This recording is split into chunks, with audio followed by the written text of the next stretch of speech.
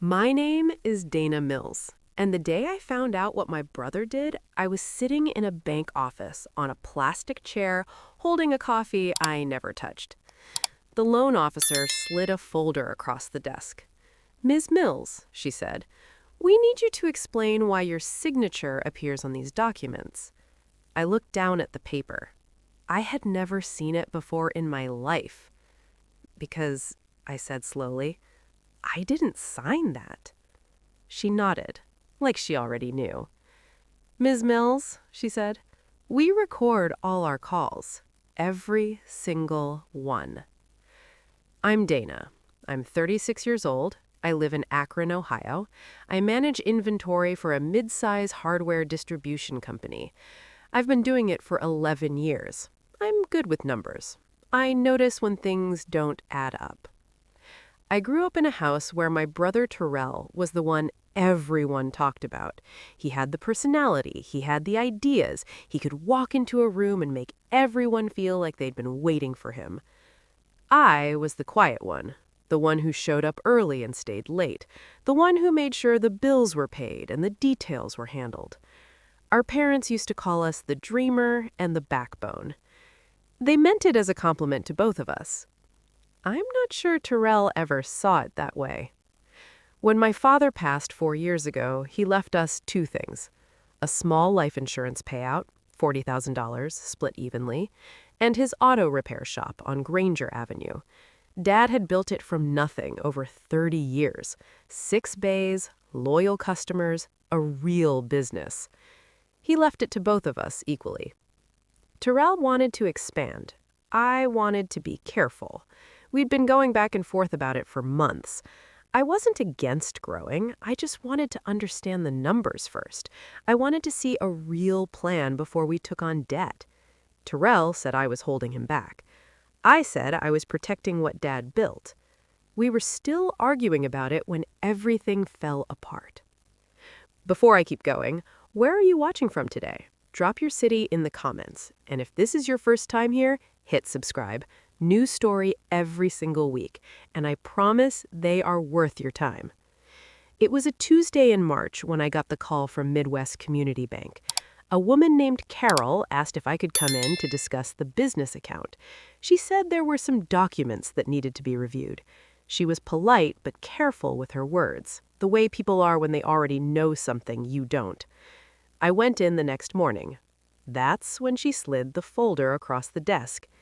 Inside were loan documents, a business expansion loan for $85,000, taken out 3 weeks earlier against the shop, against the building my father spent 30 years paying off.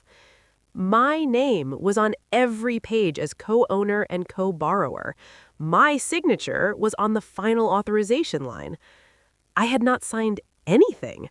I had not been to that bank. I had not agreed to any loan. I looked up at Carol.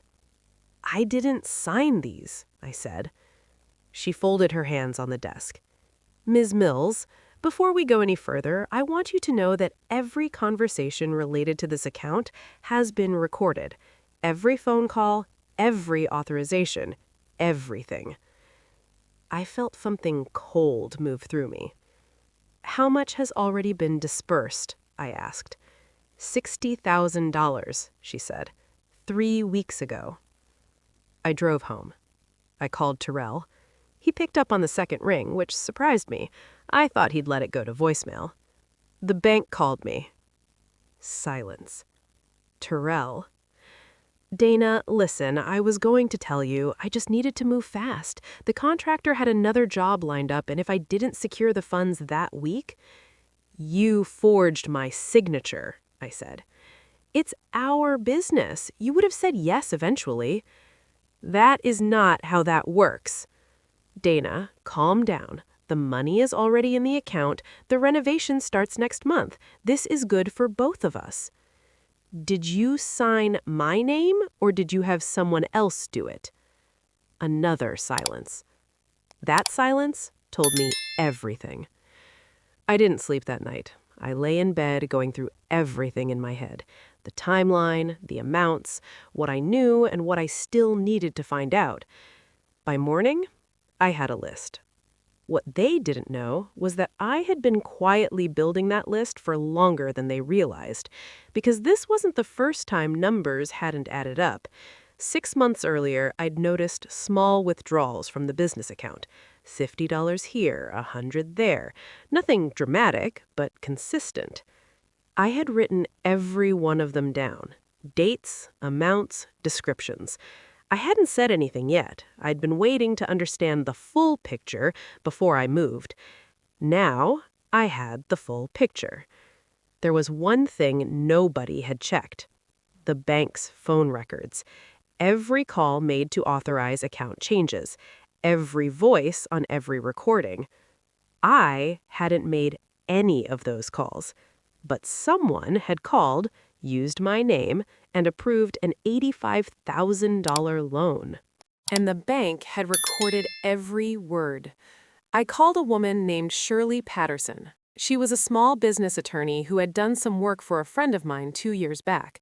My friend said she was the kind of lawyer who read everything twice and never got loud. I needed someone who didn't get loud. I met with Shirley the next afternoon and brought everything: the loan documents, my own records of the account withdrawals, screenshots of text messages where Terrell had pushed me to sign expansion paperwork I'd declined, and the name of the loan officer at the bank. Shirley listened. She took notes in a small green notebook. When I finished, she looked up. "Dana," she said, "what you're describing is bank fraud and identity theft. Both are federal offenses." I nodded. "The recordings are the key," she said. "If someone impersonated you on those calls, we need to hear them." She filed a formal legal request to the bank for the audio records the next morning. It took 9 days. When the files came back, Shirley called me and said 4 words. It wasn't even close. The recordings were clear. A woman's voice, not mine, had called the bank 3 times over 2 weeks. She had given my full name, my date of birth, my address, and the last 4 digits of my Social Security number. She had confirmed the loan terms. She had given verbal authorization. Her voice was nothing like mine. Different accent, different cadence, completely different. On the 3rd call, a bank representative had asked a security question: the name of the street I grew up on. The woman on the recording said the wrong street. She said Maple. I grew up on Caldwell. The bank flagged it internally, but the loan had already been partially processed. That's why Carol had called me in. They suspected something was wrong before I ever walked through the door. Shirley filed an emergency motion to freeze the business account and void the loan authorization. She also submitted the recordings to the county prosecutor's office with a formal fraud complaint. Carol was contacted by investigators on a Wednesday. By Thursday, he had retained an attorney. By Friday, his attorney had called Shirley to discuss the possibility of Carol repaying the $60,000 that had already been dispersed in exchange for Dana not pursuing full criminal charges. I told Shirley to tell them I'd think about it. I took a week. The meeting happened at Shirley's office, neutral ground. Terrell sat across from me for the first time since I'd found out. He looked smaller than I remembered. Not physically, just smaller. His attorney did most of the talking: repayment plan, formal apology, Carol relinquishing his share of management decisions at the shop for 2 years. When his attorney finished, I looked at Terrell directly. "Dad built that shop," I said. 30 years, 6 days a week. He missed birthdays and holidays, and he never complained once because he was building something for us. Carol didn't say anything. "You didn't just steal from me," I said. "You stole from him." I signed the agreement: full repayment over 18 months, shop management in my hands alone, and a separate legal notation that if any further fraud was discovered, the criminal complaint would be refiled immediately. I stood up. I picked up my bag. Carol said my name as I reached the door. I stopped, but I didn't turn around. "I hope you find something worth building someday. Something that's actually yours." I walked out. The shop is doing fine. Better than fine, actually. I hired a manager named Roy who worked for my dad years ago and knew every regular customer by name. In 8 months, we increased monthly revenue by 22%. No risky expansion, no $85,000 loan, just good work done consistently.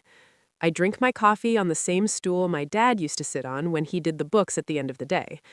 Sometimes I think about him, how he never cut corners, how he shook hands and kept his word. That's the whole inheritance, really. Not the building, not the account, the way he moved through the world. That part, nobody can forge. If someone has ever used your name, your trust, your silence against you, I want you to know something. The moment you stop being afraid of what you'll find is the moment everything shifts. You already have more than you think. Drop a comment below. Tell me what you would have done, or tell me your own story. I read every single one. And hit that like button. Help this story reach someone who needs to hear it today. Every week, someone finds this channel at exactly the right moment. If that person is you today, welcome. Subscribe and stay. We are just getting started.